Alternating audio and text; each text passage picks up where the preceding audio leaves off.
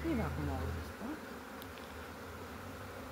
साह्रै नराम्रो लागेछ। यी मौरी मैले पर जङ्गलमा देखेको थिएँ र पक्रेर एक मुठी लिएर अर्ग्यानिक डुरमा लगाएको थिएँ र सबै अहिले 1 घन्टाको बादमा त मौरी बसाइ नै राहना लिएर आयो।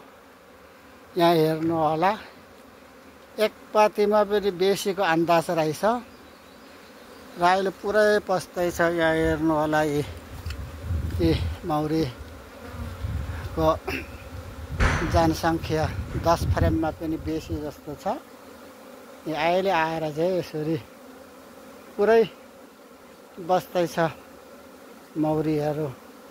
यसरी गाउँले साथी इष्टमित्रहरू यसरी मौरी पालन गर्नुपर्छ।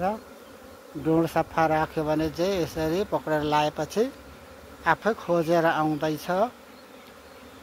पुरै अहिले यसरी बस्दैछ। राना पनि अघि पसिहाल्यो। रानी देखाउनु चाहिँ अलिकति ढिलो भए, छोपेर लगाइहाल्यो। यी हेर्नु होला, मौरीहरू यसरी पुरै पसिसक्दैछ।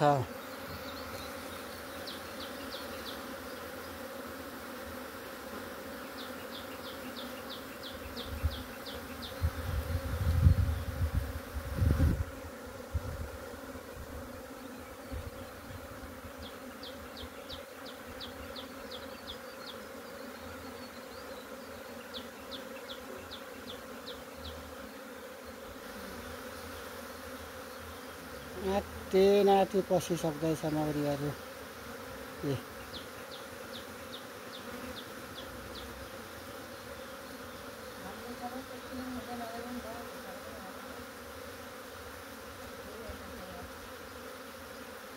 योसँग त मौरी त आज आएकोसँग त 10 टुर पो भयो।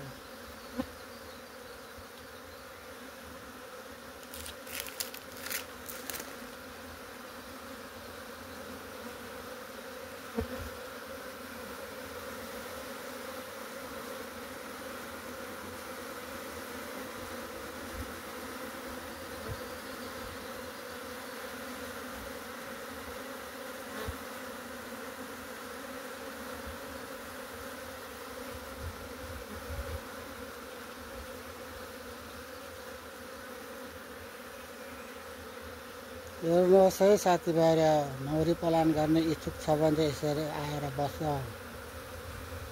पुरा यो मौरीको डुँड अगाडि छेड सानो भएर चाहिँ आँटी पस्दैछ है इष्टमित्रहरू।